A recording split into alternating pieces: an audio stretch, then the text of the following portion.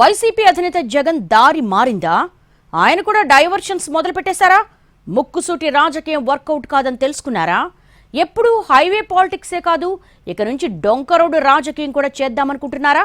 ఇంతకీ ఏం చేయబోతున్నారు ఆయన? ఏంటా అటెన్షన్ డైవర్షన్ పాలిటిక్స్? వైసీపీ అధ్యక్షుడు జగన్ ఎప్పుడూ స్ట్రైట్ లైన్ పాలిటిక్స్ చేస్తారన్న పేరుంది. అది లాభమైనా నష్టమైనా నా దారి రహదారి అన్నట్టుగానే ఆయన వ్యవహారం ఉంటుందని చెప్పుకుంటారు. కానీ అదంతా గతం. ఇప్పుడు ఆయన కూడా మారిపోయారన్న అభిప్రాయం పార్టీ వర్గాల్లోనే పెరుగుతోందట. ఇటీవల తీసుకుంటున్న కొన్ని నిర్ణయాలను విశ్లేషిస్తే ఆ విషయం బోధపడుతోందని అంటున్నారు కొందరు. ఎప్పుడూ నేరుగా కాకుండా అప్పుడప్పుడు పక్కకు కూడా చూస్తేనే పొలిటికల్ లెక్కలు తేలుతాయని భావిస్తున్నారా అన్న డౌట్స్ వస్తున్నాయట. రాజకీయాలు ఎప్పుడు ఇలానే చేయాలన్న మాన్యువల్ ఏమీ ఉండదు. కాలమాన పరిస్థితులకు అనుగుణంగా అప్పటికి ఏది కరెక్ట్ అనిపిస్తే అది చేసుకుంటూ వెళ్ళిపోవడమే ఎత్తుగడ. సాధారణ రాజకీయాల్లో అయితే ఓ పార్టీ ఏదైనా భారీ కార్యక్రమాన్ని పెట్టుకున్నప్పుడు దానికి కౌంటర్గా ఇతర పార్టీలు ఏ ప్రోగ్రామ్స్ చెయ్యవు. కానీ టీడీపీ వైసీపీల మధ్య అలాంటి లెక్కలు లేవు, హద్దులు అసలే లేవు. వైసీపీ ఏదైనా ప్రోగ్రాం చేస్తే వెనువెంటనే దానికి కౌంటర్ అటాక్స్ ప్లాన్ చేస్తుంది టీడీపీ. ఇప్పుడు జగన్ కూడా సరిగ్గా ఇలాంటి రాజకీయమే ఇంకాస్త ఎక్కువ డోస్తో మొదలుపెట్టినట్టు చెప్పుకుంటున్నారు. ఈ నెల 28న జగన్ సొంత జిల్లాలో టీడీపీ మహానాడు జరిగే సమయంలోనే ప్రకాశం జిల్లా పొదిలిలో పొగాకు రైతుల కోసం పోరుబాట పట్టబోతున్నారు జగన్.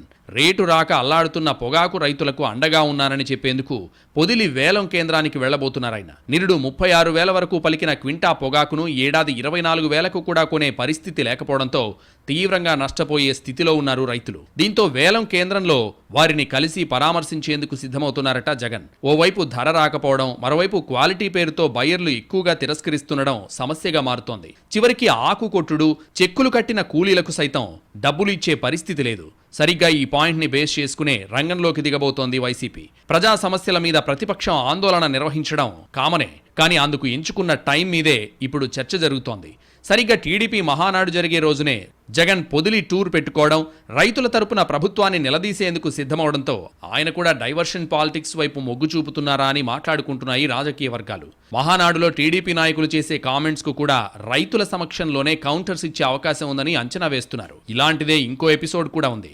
ఏపీలో చంద్రబాబు ప్రభుత్వం అధికారంలోకి వచ్చి జూన్ 4తో ఏడాది పూర్తవుతుంది. సహజంగానే ఆ రోజున విజయోత్సవాలు, వేడుకలు జరుపుకుంటాయి కూటమి పార్టీలు. సరిగ్గా అదే రోజున ఆందోళన కార్యక్రమాలకు సిద్ధమైంది వైసీపీ. ఎన్నికల ఫలితాలు వెలువడ్డ జూన్ 4న వెన్నుపోటు దినంగా జరుపుతున్నట్లు ప్రకటించారు జగన్. సూపర్ 6 హామీలు అమలు చేయకుండా కుంభకోణాలతో ప్రజల ధనాన్ని లూటీ చేస్తున్నారని ఆరోపించారు. అందుకే కూటమి ప్రభుత్వ వైఫల్యాలను ఎండగట్టేందుకు జూన్ 4న వెన్నుపోటు దినంగా నిర్వహిస్తున్నామని చెప్పారు. ఆ రోజున జిల్లా, మండల స్థాయి అధికారులకు వినతి పత్రాలు ఇవ్వాలన్నది ప్లాన్. అయితే గతంలో టీడీపీ కార్యక్రమాలు ఉన్న రోజున తమ పార్టీకి సంబంధించిన ప్రోగ్రామ్స్ ఏవి పెద్దగా నిర్వహించని వైసీపీ సడన్ గా మనసు మార్చుకోవడానికి కారణాలేంటనే లెక్కలు వేస్తున్నారు పొలిటికల్ పండిట్స్. టీడీపీ మహానాడు జరిగే సమయంలో పొగాకు రైతులను పరామర్శించేందుకు వెళ్లడం, ప్రభుత్వ తొలి వార్షికోత్సవం రోజున వెన్నుపోటు దినంగా ప్రకటించడం వెనుక గట్టి వ్యూహమే ఉండొచ్చని చెప్పుకుంటున్నారు. ఆ రెండు సందర్భాల్లో మీడియా, ప్రజల అటెన్షన్ మొత్తం టీడీపీ, ఇతర కూటమి పార్టీలపైనే ఉంటుంది. సరిగ్గా అదే రోజుల్లో తాము కార్యక్రమాలు నిర్వహిస్తే అటెన్షన్ డైవర్ట్ చేయడంతో పాటు స్పాట్ కౌంటర్ ఇవ్వొచ్చనే అభిప్రాయం ఉన్నట్టు తెలుస్తోంది. అందుకే సేమ్ డేట్ ఫార్ములా అమలుకు నిర్ణయించి ఉండొచ్చు అంటున్నారు. జగన్ దారి మార్పు రాజకీయానికి టీడీపీ ఎలా రియాక్ట్ అవుతుందన్నది ఇప్పుడు ఆసక్తికరంగా మారింది.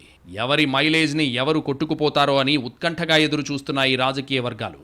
వైసీపీకి కొత్త లెక్కలు కలిసొస్తాయా? ఎవరు పైచేయి సాధిస్తారనేది చూడాలి.